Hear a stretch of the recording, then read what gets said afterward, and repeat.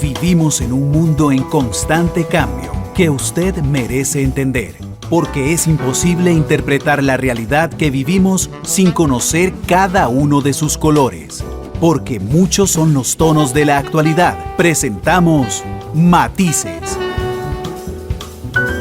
Una producción de Noticias Monumental. Hola, ¿qué tal? Muy buenas tardes, bienvenidos a Matices. Muchas gracias por estar con nosotros en este programa hoy, en horario normal, por dicha, que analiza los temas que son noticia en Costa Rica y el mundo. Hoy invité a Víctor Umaña. Víctor es economista, experto en comercio, inversión. Y Víctor ha estado, por su profesión, pero además porque es un extraordinario profesional al que conozco desde hace mucho tiempo, al tanto de lo que ha pasado con todo el aguacate gate, le decimos nosotros a veces, todo el tema del aguacate que nos reventó en la cara como país. Y bueno, yo le agradezco mucho a Víctor que me acompañe. Víctor, ¿cómo estás? Bienvenido a Matices, ¿qué tal? Bien, y vos, Randall, muchas gracias por tenerme en tu programa.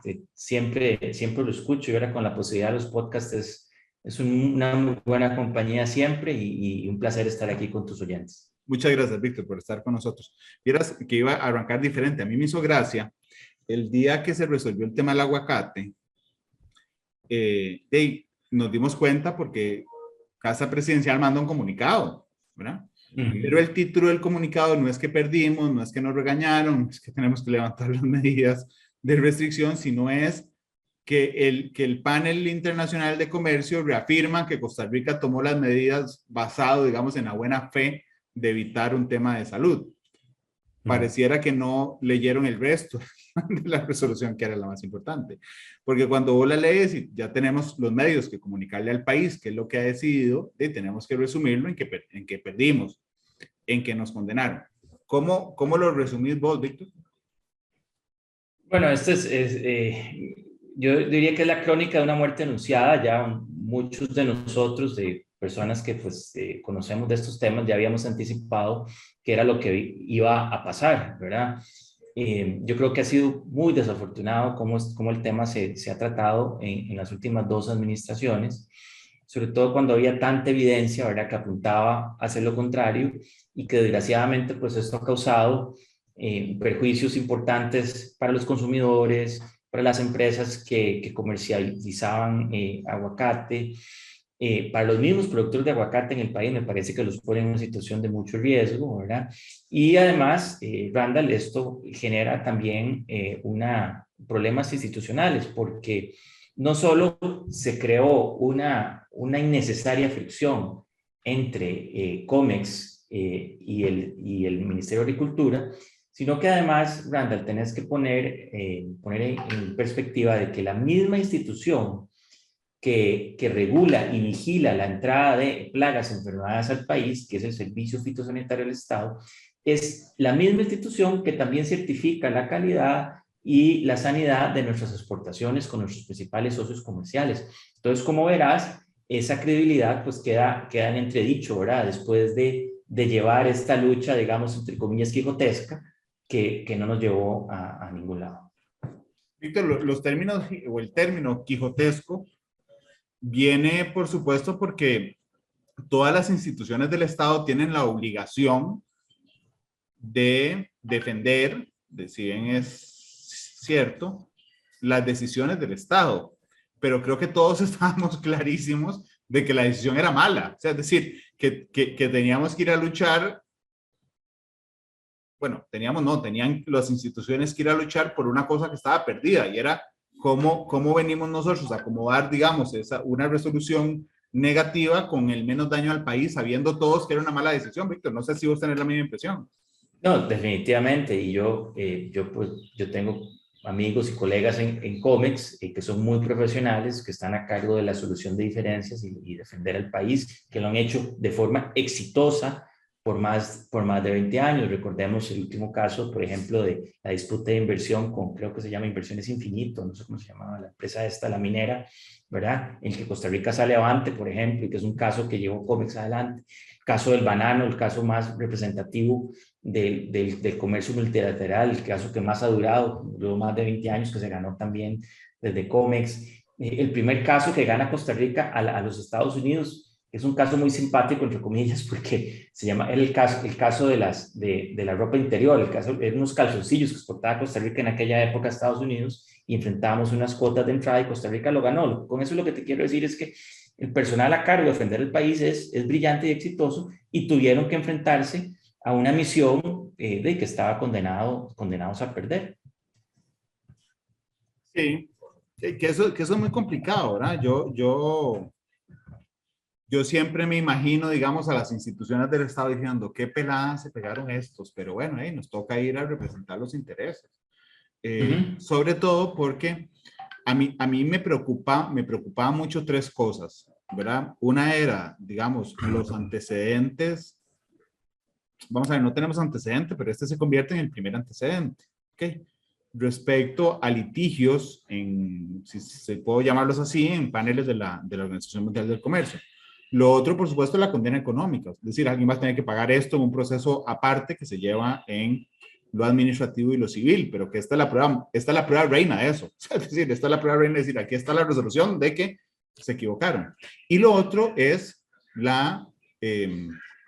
¿cómo se llama esto? La reputación comercial que tenemos. Es decir, lo que el panel le dice al mundo es, vean, estos pensando que estaban actuando bien, se jalaron una torta que mantuvieron durante años y que generó un problema con uno de nuestros principales socios comerciales, Víctor. Es que no es un país que por excepción tengamos una negociación, es uno de nuestros principales socios comerciales y podríamos haber afectado nuestra reputación en general y con México. De acuerdo, Randall. Este punto es fundamental. Efectivamente, era la primera vez que Costa Rica aparecía del otro lado del estrado, digamos, simulando, digamos, la jerga judicial. Pues no es tal cual como se da, pero bueno, sí, éramos los acusados, digamos. Y mira, eso es relevante por lo siguiente. Los últimos años lo que hemos visto es un ataque sistemático a nivel internacional de algunos países grandes contra el régimen multilateral de comercio. Ese régimen es lo que está amparado en el derecho económico internacional, es de las pocas cosas que le da seguridad a países pequeños como Costa Rica. Nosotros no tenemos ejército, nuestra única forma de defendernos a nivel internacional es con el derecho internacional. Y entonces, cuando hacemos cosas de este tipo, estamos menoscabando nuestros intereses, nos estamos disparando en el pie, porque le estamos haciendo daño al sistema multilateral de alguna forma y estamos en el proceso, pues ponemos en entredicho la credibilidad de nuestras instituciones. Eso no es lo correcto para un país que es promotor de la multilateralidad. Imagínate además, otro problema es que estas ideas, digamos, convertir mecanismos válidos de protección sanitaria en mecanismos de proteccionismo comercial no son ideas exclusivas nuestras, sino que esto se repite en muchos países, pero nos lo hacen muy a menudo a nosotros. Costa Rica en este momento está iniciando una disputa con Panamá, ha tenido severas disputas con República Dominicana y con Costa Rica le ganó la disputa más importante comercial hasta ahora, que es la del banano en la Unión Europea. Entonces, ¿cómo Costa Rica actúa en contra de sus propios intereses? Ese es como creo yo, uno de los principales puntos más importantes de este caso. Sí, yo lo dejé de último en la pregunta que te hice, digamos, en el comentario que hice respecto a mis preocupaciones, que tiene que ver con el antecedente comercial, con la condena económica y con la reputación, pero realmente lo primero que tiene, o sea, en el sentido de que nosotros decimos, sobre todo un mundo en el que vos conoces mucho mejor que yo, que tiene que ver con una competencia que es feroz y brutal, ¿verdad? Antes nosotros podíamos decir hace algunos años, bueno, es que nosotros competimos con otros países que comercialmente atraen inversiones y exportaciones e importaciones que están cerca de nosotros. Pero las barreras se quebraron hace mucho y entonces cuando tenés que atraer inversiones, vos decís, bueno, vamos a ver, no sé, voy a poner ejemplos. Costa Rica, otro país en Asia, otro en Europa, otro en Sudamérica y el lugar donde esté ubicado geográficamente no pesa tanto, sino pesa lo demás. Bueno, mira, este tiene buen internet, aquel tiene buena seguridad jurídica, este respeta los derechos humanos y ahí entra una cosa importantísima. Y perdón que lo hable tan cotidiano, no tiene loquitos en el poder que de un momento a otro cambien las reglas del juego, los llevemos a un panel internacional que se comprometieron a cumplir, y si les fallan en contra, se salen del panel y se acabó y siguen haciendo lo que quieran. Es decir, nuestra posición de que respetamos lo que firmamos, lo que nos comprometemos, es fundamental en un momento en el que competimos por inversiones millonarias alrededor del mundo, Víctor, sobre todo post pandemia, donde hay un reordenamiento que conocen mejor que yo de esas inversiones. Así es, definitivamente. Uno de los determinantes principales de la inversión es el imperio de la ley, ¿verdad? Y eso, pues, este tipo de acciones socavan nuestro ordenamiento institucional, y eso es muy grave. Luego, efectivamente, vos anotaste un punto medular, y es la disputa en lo contencioso administrativo que se está llevando a cabo. Y como vos sabrás, y para que nuestros oyentes, digamos, estén en la misma página, la legislación internacional de la Organización Mundial del Comercio es parte de nuestro acervo legal. Entonces, como vos bien apuntaste, es claramente el tribunal podrá vincular esa decisión a nivel internacional con las cosas que está tratando en este momento. Yo entiendo que ya son, digamos, en su primera instancia, y el proceso avanzará sin lugar a dudas, y ahí sí hay penas, lo que llaman, digamos, culpable. Y eso, y lo peor de todo, Randall, es que el Estado somos vos y yo y todos los demás, ¿verdad? Entonces terminaremos pagando probablemente con nuestros impuestos las costas y la pena, digamos, pecuniaria que se le tendría que dar a los afectados por esta medida. Sí, es muy interesante, Víctor, porque cuando uno hace el ejercicio periodístico, ¿verdad? Y entonces uno valora todos los días, en varias reuniones al día. O sea, cada vez que tenés que montar una edición de noticias, tenés que hacer un ejercicio que es muy complejo, que es qué le interesa a la gente. Y sobre eso tenés que responder. Y a veces tenés elementos o cosas que ocurren que vos sabés que son muy importantes para la gente, pero que tenés que lograrla transmitir con una claridad meridiana de qué es importante para esa persona, para la gente que te ve. Entonces el tema del aguacate, más allá de explicar, digamos que hay un panel que le dio la razón a México, hay que intentar imaginar y llevar a la práctica en qué le afecta eso a cada uno de la gente que nos ve o que nos oye. ¿Okay? Y es curioso porque la gente dice, oh, otra vez puedo comer aguacate mexicano. Esa es la principal cercanía para la gente en el tema del aguacate. Pero también tiene que ver con lo que vos decís. O sea, finalmente hay una condena que no son fondos de quien haya sido que tomara la decisión, sino son fondos que ponemos todos, ¿verdad? Y que vienen a ser más complejo la carga fiscal que tenemos, por más pequeñito que represente en el gran universo presupuestario. Y no solo estoy hablando del aguacate, autopistas del Zona, perdón. En el caso de Cruzitas, por ejemplo, tenemos el litigio internacional. En el caso de OAS, en autopista. Entonces, digamos, tal vez eso nos ayude a entender que todas las decisiones que tomamos en caliente tienen consecuencias que tienen que ver con la seguridad jurídica y con la plata, lo que ponemos todos de impuestos.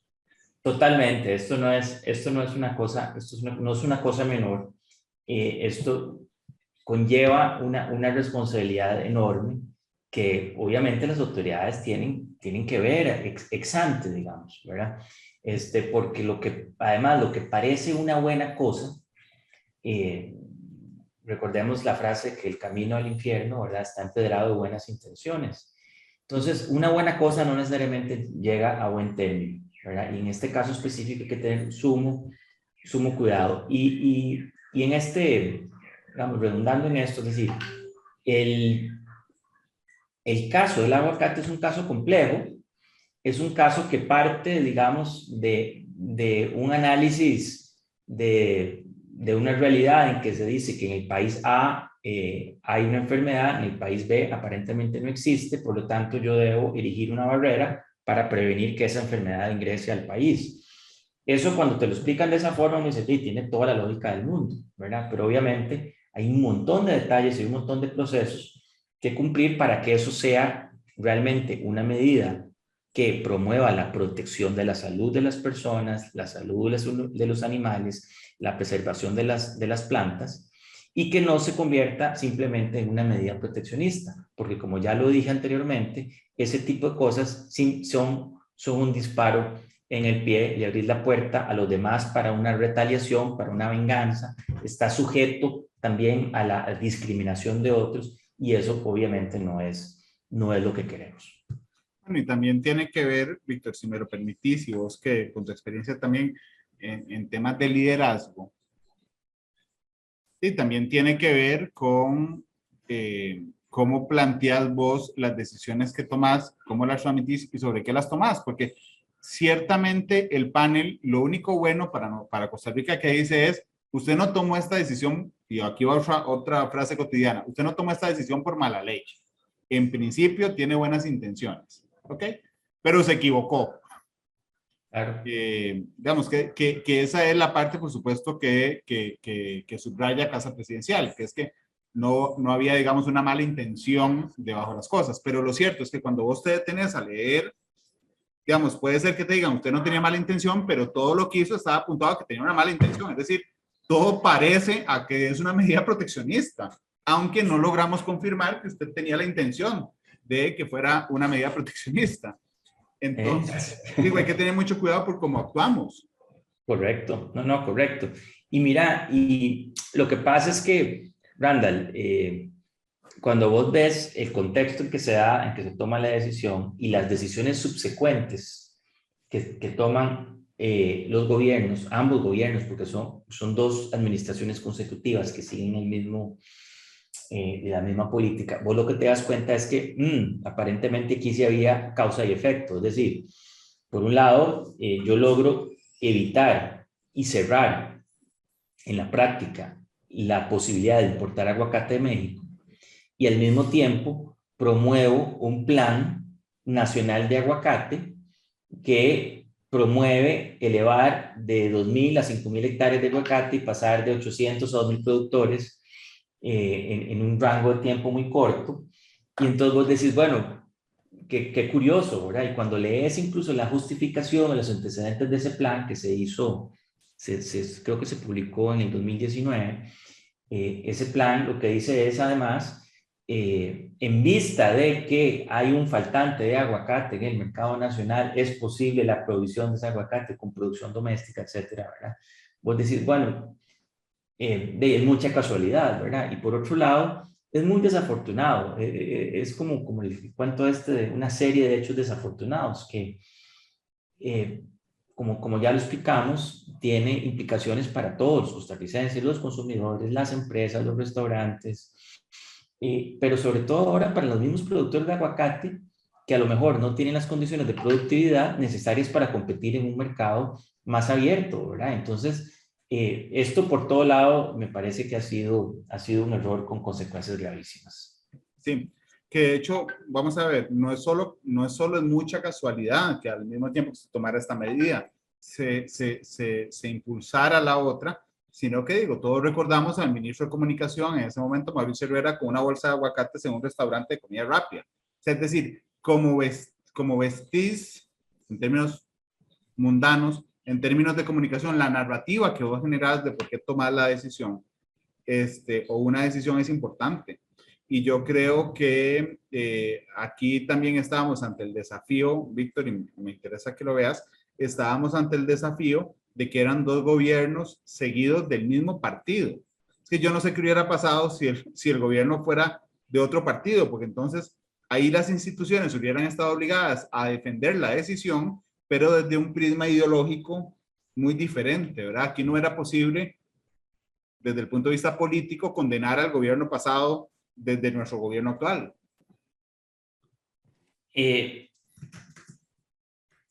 Randall, esto lo sabremos el 8 de mayo. El otro gobierno. ¿Verdad? Es decir, a tu pregunta teórica, la respuesta práctica la tendremos el 8 de mayo, ¿verdad?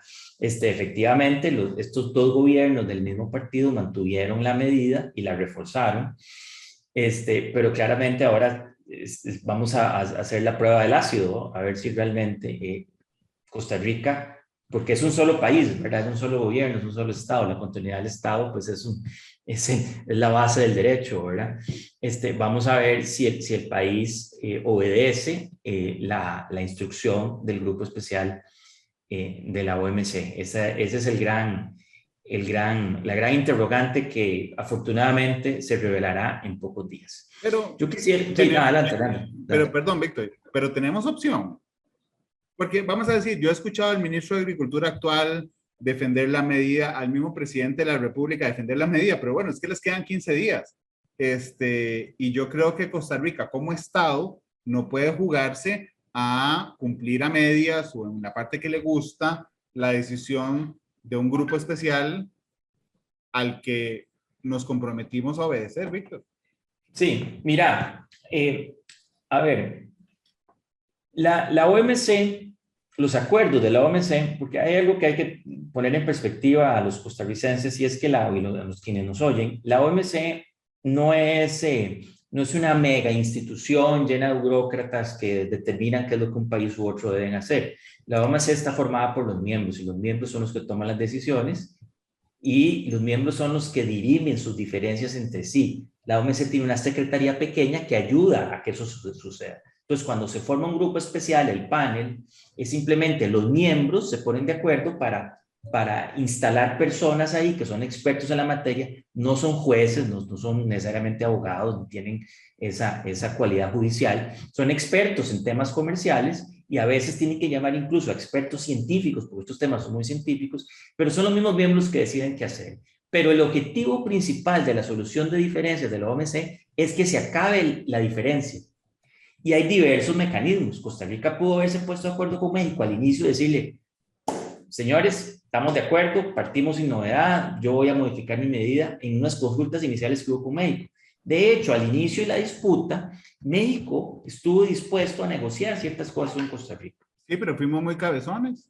Exacto. Entonces, pero que el país en cualquier momento del proceso, el país puede decir, o sea, un toque, paremos el bus aquí, yo me voy a bajar, ya no quiero discutir más, no quiero más disputas, voy a volver al estado inicial, porque lo que busca la OMC es retornar al equilibrio. Eso es como una frase muy filosófica, muy de la guerra de las galaxias, ¿verdad? El equilibrio y la fuerza, pero el tema es que cuando en la OMC hay muchos compromisos entre países que se dan simultáneamente y todo eso crea un equilibrio general. Cuando un país como Costa Rica, en este caso particular, no cumple con sus compromisos, crea ese desequilibrio. Pero entonces eso se puede remediar fácilmente acatando lo que el panel está diciendo al país. Pero, desgraciadamente, Randall, ya volviendo a tu pregunta inicial, sí es posible, si el país quisiera, ¿verdad? Dios quiera que no, si el país quisiera, podría dilatar el acatamiento de esta medida, podría incluso apelar la medida, ¿verdad? Ante la siguiente instancia en la OMC, que es el órgano de apelación, que además, desgraciadamente, el órgano de apelación está en problemas de constitución porque la política de Estados Unidos antes del gobierno de Biden con el gobierno de Trump era torpedear ese órgano de apelación, entonces no se puede constituir con el número de personas necesario. Entonces, eso llevaría a un atraso a la hora de tomar la medida. ¿Qué es lo que pasa si el país continúa incumpliendo? Se darían ciertos trámites legales, pero eso le facultaría a México en algún momento a lo que llaman en la jerga comercial retaliar. Esto es decir, en sencillo, sacarse el clavo. Y entonces la OMC le permitiría a México imponer medidas restrictivas a las exportaciones de Costa Rica hacia México, que sean medidas equivalentes al daño, digamos, o al menoscabo de las oportunidades comerciales de México en Costa Rica. Es decir, por ejemplo, Costa Rica es un gran exportador de aceite de palma a México y además lo importa en condiciones preferenciales por el Tratado de Libre Comercio que tenemos con México. Entonces México perfectamente podría decir, bueno, como usted me está incumpliendo con el aguacate, yo le voy a poner aranceles de cierto tamaño a la exportación de aceite de palma. Entonces, no solo seguimos teniendo el problema de no tener aguacate de buena calidad, sino que al mismo tiempo estaríamos haciendo pagar justos por pecadores, estaríamos haciéndole pagar teóricamente a los exportadores de palma.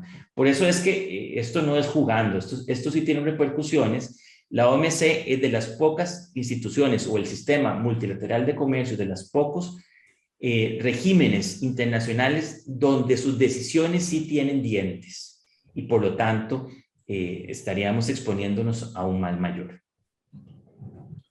Víctor, permíteme por favor hacer una pausa, la única que vamos a hacer hoy en Matices, y regresamos con más, porque yo lo dije ahora, pero me interesa realmente conocer tu punto de vista. Esta reorganización post-pandemia de las inversiones, de los mercados y el papel que podemos jugar nosotros en un momento en el que, por cierto, hemos frenado un elemento fundamental que es el 5G, a mi gusto.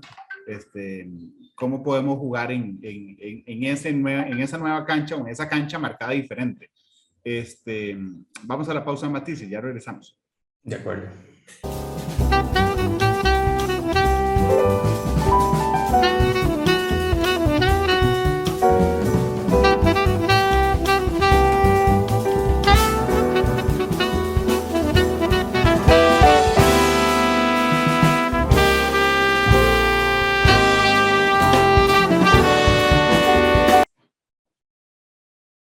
Regresamos a Matices. Gracias por estar con nosotros. Víctor Umaña, me acompañas, economista, es experto en comercio, en inversiones.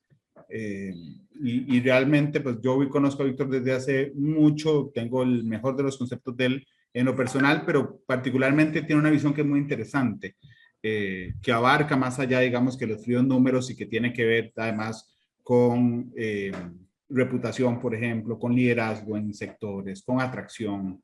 Y estábamos hablando del tema del aguacate, pero le preguntaba yo a Víctor hace un ratito, antes de ir a la pausa, que había estamos en la misma cancha de las inversiones, pero, perdón, del comercio mundial, pero la marcaron diferente. La pandemia cambió las reglas de esto. Y entonces ahora, como en el fútbol, que después de la pandemia se pueden hacer un montón de cambios, ya no solo 3, y hubo un montón de días en que los aficionados no podían estar y todos los futbolistas tienen que echarse alcohol en gel. Cuando, igual que se cambiaron esas reglas, se cambiaron la dinámica del mercado y Costa Rica tendría que aprovechar esos cambios. Y eso quería reflexionar con Víctor. Por favor, Víctor. Gracias, Randall. Sí, es muy interesante lo que planteas. Efectivamente ha habido una redistribución obligada de las cadenas de valor a nivel global, y Costa Rica es un actor muy importante de varias de esas cadenas de valor, y de ahí surgen varias oportunidades interesantes para la relocalización de inversión en países que están, digamos, más cercanos a los mercados de destino, lo que le llaman el nearshoring. Y Costa Rica tiene muchas características que ya las citamos antes de la pausa, ¿verdad? Los determinantes de la inversión que hacen a Costa Rica un país bastante singular, un país bastante único, por digamos, la dotación de factores que incluye una fuerza laboral preparada, pues al menos una porción de nuestra fuerza laboral muy preparada. Ahora podemos hablar de otras cosas relacionadas con eso, pero que es atractiva. Tenemos una plataforma comercial con los mayores mercados del mundo, donde tenemos acceso preferencial en Estados Unidos, Canadá, México, Centroamérica, Colombia, Perú, Chile, China, Corea del Sur, la Unión Europea, Singapur, en fin, aproximadamente más del 90% del comercio mundial, Costa Rica tiene acceso preferencial a él. Entonces eso nos vuelve muy atractivos. Estamos a menos de 2 horas en avión o 2 horas en avión de algunas ciudades de los Estados Unidos. Tenemos vuelos comerciales directos con Europa. Nos estamos abriendo a Asia de manera importante. Entonces eso a Costa Rica la pone en el radar, además de pues, los atributos sociales, ambientales e institucionales que nos han hecho únicos por los últimos 200 años, ¿verdad? Una paz que es verdadera, un país que decidió renunciar al ejército, toda nuestra labor pionera en defensa del medio ambiente, y además, y esto digamos más recientemente, pero me parece a mí que es importante también destacar una vocación de respeto a las minorías y pro derechos humanos, que el país también está siendo muy reconocido a nivel global. Entonces, todo ese cúmulo de cosas hacen que el país siempre esté en el radar de los inversionistas. Pero cuando te das cuenta de lo que pasó por la pandemia, los problemas logísticos que estamos atravesando, esto genera aún mayores inversiones. Entonces yo creo que estamos en un momento especialísimo para redoblar esfuerzos en materia de atracción de inversiones. Aquí yo quiero reconocer el papel destacadísimo del Ministerio de Comercio Exterior a través de 30 años de historia brillante liderando estos temas, y obviamente de CINDE, ¿verdad? Que es una organización privada de desarrollo, una ONG, ha hecho una labor magnífica por el país. Y yo creo que hay que consolidar la atracción de inversiones a estos sectores tan importantes que tenemos hoy, como el de dispositivos médicos, en el que somos, digamos, referente a nivel internacional, el de servicios de procesamiento de datos a las empresas, servicios administrativos a empresas internacionales, donde nos hemos consolidado de manera importante. También otros clústeres o sectores incipientes donde Costa Rica está sacando, digamos, levantando la mano. Esa parte va muy bien, es el famoso motor del avión que vuela perfecto, ¿verdad? Eso hay que seguirlo, lejos de desincentivarlo, hay que seguirlo incentivando.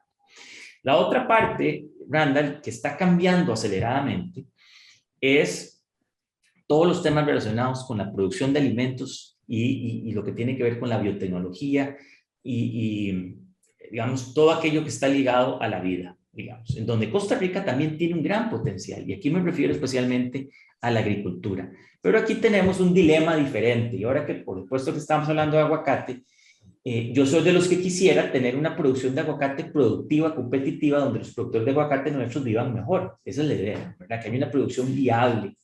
Pero para eso se necesita poner la casa en orden y remover ese sesgo que ha habido antiagrícola. Pero uno de los elementos principales es ir a, como hemos hecho el esfuerzo mismo de atraer inversión para cuando trajimos a Intel, cuando trajimos a las principales empresas de dispositivos médicos, ese mismo esfuerzo hay que hacerlo con los sectores agrícolas y relacionados con la agricultura. Y esto cobra relevancia en Costa Rica por la siguiente razón. Hemos sido muy hábiles para crear buenos empleos para gente con capacidades avanzadas, con estudios avanzados. Pero recordémosle, Randall, a nuestros oyentes, que el promedio de escolaridad en el país es de 10 años. Quiere decir que en promedio no hemos salido del colegio. Entonces, qué buen empleo le puedo yo ofrecer a alguien que no ha salido del colegio y que no tiene un segundo idioma. Decime vos. Entonces, claramente Costa Rica tiene una obligación, como país, como Estado, tenemos una obligación de crear buenos empleos para todos los habitantes de Costa Rica, independiente de su nivel educativo. Y ese es el gran reto que tenemos hoy, y tienen muchos otros países en el mundo. Y a mí me parece que la agricultura y las industrias relacionadas son claves, pero me parece que ahí es donde no hemos dado, digamos, el paso hacia adelante. Y es donde nos hace falta construir esa institucionalidad que logre aprovechar las cosas buenas que ya tenemos para promover directamente la agricultura en Costa Rica. Y el segundo tema relacionado con esto tiene que ver con lo que vos estás apuntando. El mundo está cambiando rápidamente y no necesariamente para bien. Estamos enfrentados a la crisis, digamos, a todas las crisis derivadas de la pandemia, la logística, la de energía, la del transporte, la de los insumos agrícolas, la de los fertilizantes, y ahora además el orden, digamos, mundial que habíamos construido luego de la Segunda Guerra Mundial se resquebrajó. Rusia decide invadir impunemente a Ucrania y eso le mete mucha presión a todo. Y una de las presiones se manifiesta en lo que tiene que ver con seguridad alimentaria. Entonces a mí me parece que ahora dentro de la ecuación para atraer inversión hay un tema de seguridad alimentaria nacional e internacional donde Costa Rica tiene una gran oportunidad. Víctor, acepto que hay un dato que me acabas de dar que me dejó boquiabierto. El promedio de educación en Costa Rica es de 10 años. Digo, la escolaridad promedio, sí. Es más, te voy a decir una cosa. Lo dijiste y me metí, estoy en la otra pantalla, en el INEC, y me encontré un dato que en hombres es de 8.5. O sea, es decir, Eso por lógica no encontró el de mujeres, pero por lógica me hace pensar que el de mujeres es más alto y que eso, digamos, sube el promedio a 10. Pero es bajísimo. O es y hay zonas, normalidad en la OCDE. ¿Perdón? O es la normalidad en otros países de la OCDE, por ejemplo, y yo no sabía. No, por supuesto que no, por supuesto no es lo normal. Entonces, Randall, el problema que tenemos ahí realmente es gravísimo, y es este dilema de los buenos empleos, es lo que te decía. Y el problema lo arrastran otros países, digamos, similares a Costa Rica. La gente que ha podido estudiar, que tiene un segundo idioma, pues tiene posibilidades de acceder a estos buenos empleos que todos los días estamos creando. Todos los días hay anuncios de cómics y de cine que viene una inversión y que los 200 empleos nuevos aquí y allá. Eso es buenísimo y espectacular, pero eso solo beneficia a una porción pequeña de la población, de la fuerza laboral. ¿Cómo le ofrecemos nosotros un empleo digno a todos los costarricenses? Esa es la gran pregunta. Y Randall, las respuestas, digamos, no las respuestas, los efectos a no responder adecuadamente a esta pregunta, la hemos visto en las últimas 3 elecciones con muchísima claridad. Cómo se ha manifestado el voto de las costas, de las fronteras, de las zonas rurales. Es un voto que siempre ha sido de protesta y que se ha inclinado por digamos, las propuestas diferentes, ¿verdad? Para, digamos, llamarlas de alguna forma. Claro, pero incluso, que dicha que es esta referencia, crucémoslo con lo político, porque efectivamente en las últimas 3 elecciones se vio, digamos, a la Costa Rica olvidada levantar la mano, ¿verdad? En las dos penúltimas, digamos, no en esta, sino en las 2 anteriores, lograron incidencia legislativa. ¿Sí? Pero esta de 2022 es la primera vez que logran incidencia presidencial. Y esto, quiero insistirle a la audiencia, no es una percepción.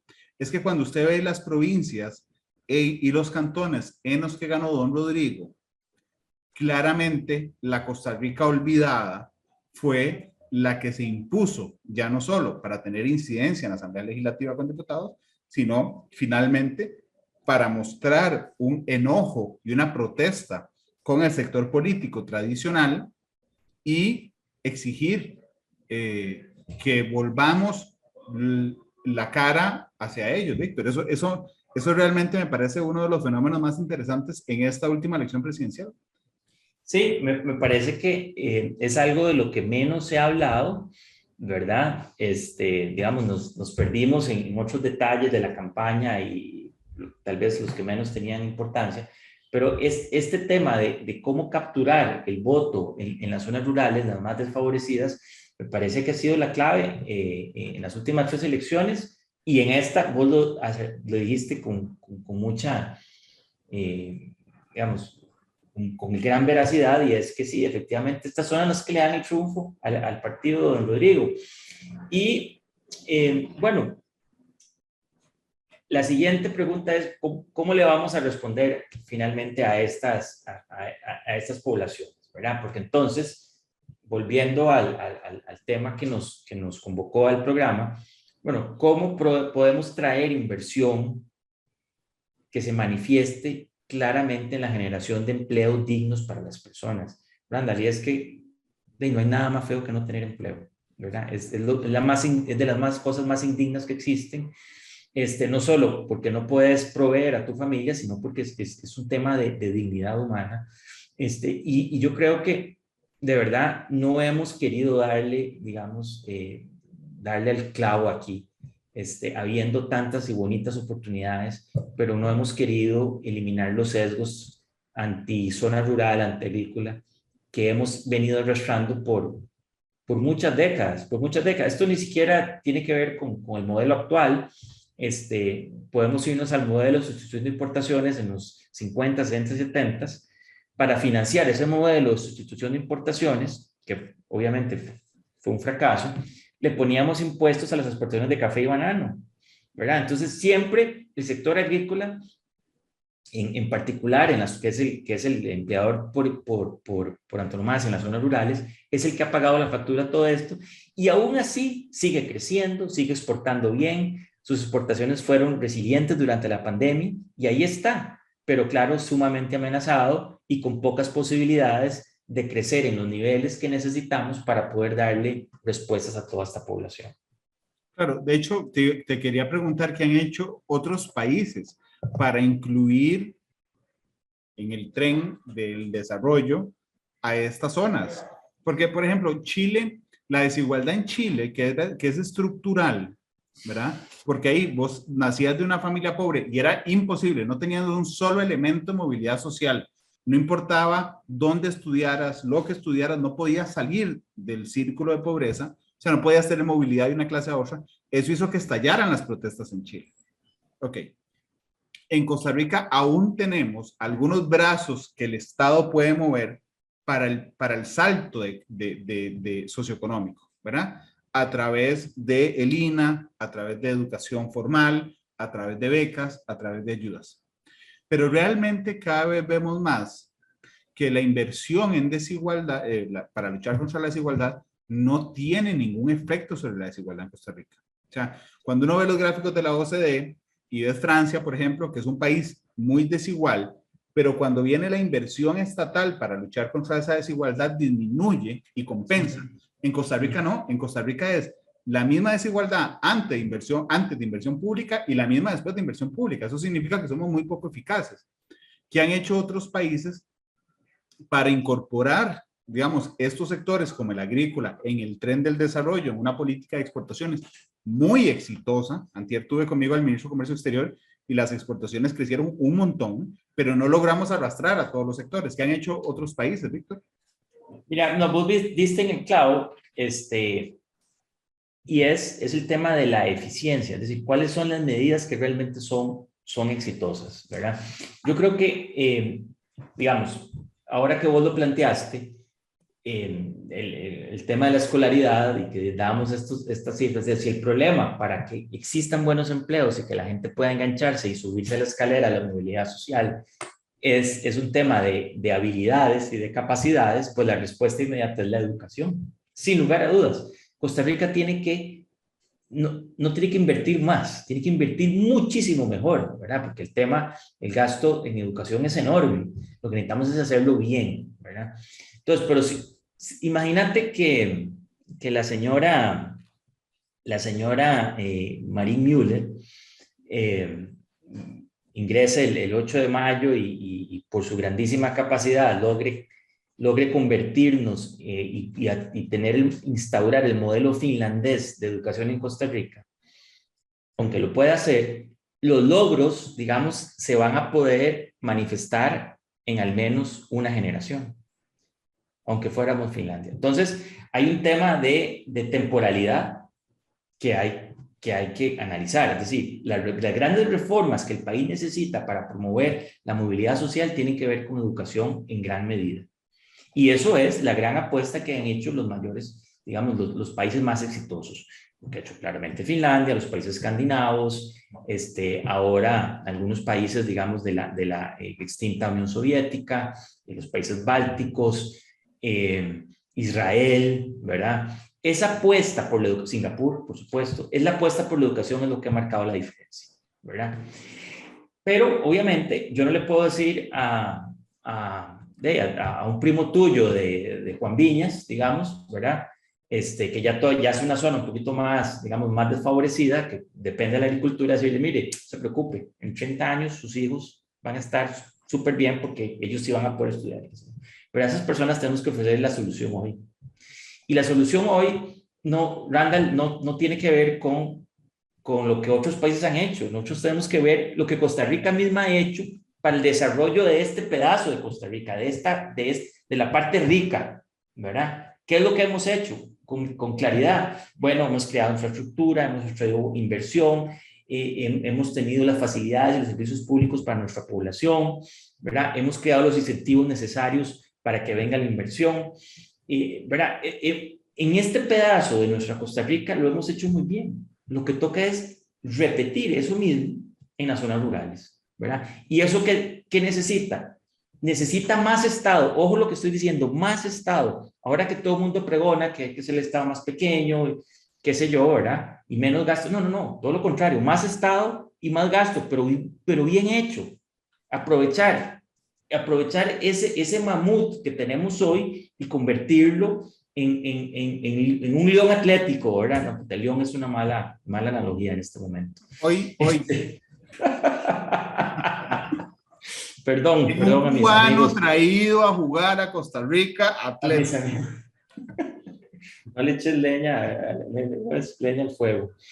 Entonces, es decir, tenemos que convertir, hacer ese Estado eficiente que responda con servicios públicos adecuados a esas poblaciones, que les permita construir ese andamiaje social, ¿verdad? Que les permita crecer otra vez. Pero eso pasa, Randall, entonces, de nuevo, tenemos que traer inversión que genere empleos, de esos empleos que hoy tal vez son tan sexy, que son empleos de trabajar en el campo, ¿sí? Que son empleos de realizar esfuerzo físico, que son empleos de armar cosas muy básicas, sí, es eso mismo, hay que traerlo, porque no es lo ideal, por supuesto que no, yo quisiera que todos pudiéramos trabajar en Amazon, en Intel, en fin, ¿verdad? Eso sería lo espectacular, pero no, tenemos que traer ese tipo de inversión a las zonas rurales. Y aparejado a eso hay que crear todo ese ecosistema de servicios públicos que respondan a las necesidades de las personas. Yo creo que es posible, Costa Rica ya lo hizo, mira, hemos hecho cosas mucho más difíciles. Es decir, tener una democracia en funcionamiento desde el siglo XIX, ¿verdad? Con lo que pasó en el 48, pero que podemos decir que tenemos más de 100 años de una democracia en funcionamiento. Eso sí es complicado.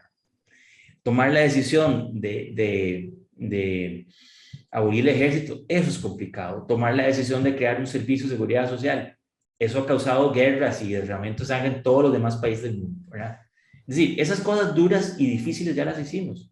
Ahora lo que necesitamos es concatenar, articular y pues utilizar los instrumentos que ya tenemos a disposición. Aquí tenemos un sector privado pujante que está dispuesto a dar no solo a absorber su carga, la carga necesaria que le pide la ley a través del pago de impuestos, sino que está dispuesto a dar más, ¿verdad? Es un sector que está muy involucrado en la gobernanza de las instituciones públicas. Hay muchas instituciones públicas que tienen una gobernanza público-privada.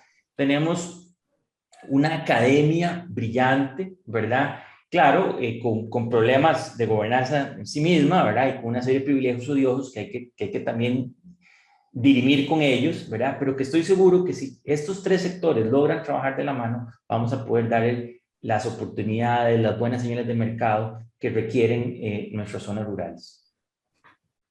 Víctor, yo te agradezco muchísimo que nos hayas acompañado hoy. Ha sido realmente una reflexión muy interesante. Yo siento que muchas veces todos los países, su prensa, sus programas de análisis, sus gobernantes, tienen que tomar tiempo para pensar y reflexionar sobre las tendencias, sobre los riesgos, sobre las desigualdades. Hay que oír a la gente, hay que saber cómo está la mayoría. Fíjate que hice un ejercicio ahora, realmente me impresionó mucho el dato que nos diste y logré terminarlo antes de terminar el programa. El 6% de la población costarricense mayor de 15 años no tiene ninguna instrucción, no tiene escuela ni colegio ni nada. 6%, son 276,323 personas. Cuando nos vamos a los costarricenses que tienen sexto grado o menos, es el 44% de los costarricenses que no tiene, o sea, que tiene o sexto grado o menos, pero no tiene colegio. Y si nos vamos a decir, bueno, vamos a ver cuántos costarricenses tienen hasta bachillerato en colegio, ¿ok? Digamos, o menos, ahí estamos hablando de el 37%. Todos juntos, es decir, todos juntos, si agarramos los que no tienen instrucción, los que solo tienen escuela y los que solo tienen colegio, es decir, que no tienen universidad, ningún grado de universidad, el 81% de la población no tiene ninguna formación profesional. 8 de cada 10, realmente esa es la Costa Rica mayoritaria. Esa es la Costa Rica olvidada. El 38% de los costarricenses tiene escuela menos, el 37% tiene colegio menos y el 6% no tiene ninguna instrucción. Realmente es, digo, la educación es la clave de todo esto. Y una cosa que se nos ha olvidado como país y que muchos países que han logrado desarrollarse lo han hecho, es la educación en la primera infancia. La educación en la primera infancia nosotros la tenemos completamente olvidada. Es como como un departamentico chiquitico dentro del MEP, Víctor, y en el último minuto quisiera aprovechar para eso, porque en el caso de Singapur o Japón, la gran atención es a esa primera infancia, Víctor. Definitivamente. Yo creo que la educación es el principal reto, creo que ya lo dijimos con muchísima claridad. Me parece que hay una oportunidad enorme en este nuevo, cada nuevo gobierno es una nueva oportunidad de hacer las cosas de manera correcta. Estoy muy contento con la señora que nombraron de ministra, la señora Marín Müller. Me parece que tiene un currículum impresionante, que ha trabajado en países relevantes para lo que necesita Costa Rica, Vietnam en particular.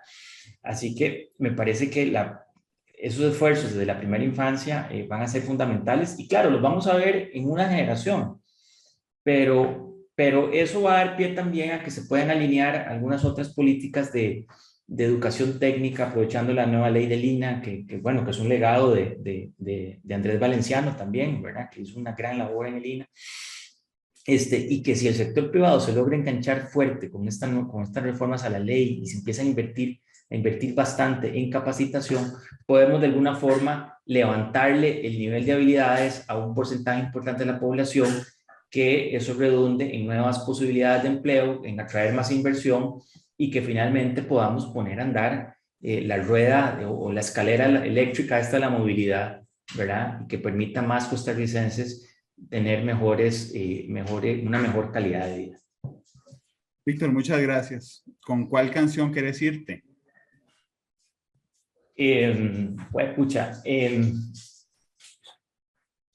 Ahora que Rusia invadió Ucrania, escuché una canción que tenía ratillo no oír, pero es un poquillo pesada, no sé si el programa lo permite. Por favor, el programa permite todo. The Trooper de Iron Maiden. Escuché The Trooper. Trooper. De Iron Maiden. Sí. Que no está liviana, está bien, buenísimo. Buenísimo. Gracias, Víctor. Bueno. Es la primera vez que Iron Maiden despide matices, así que muchas gracias. Bueno, buena vida. Siempre hay una primera vez. Muchas gracias. Saludos a todos. Muchas gracias, Randall. Siempre la hora. Chao. Todas las perspectivas, cada punto de vista. Exploramos la realidad y cada uno de sus tonos. Esto fue Matices por Radio Monumental.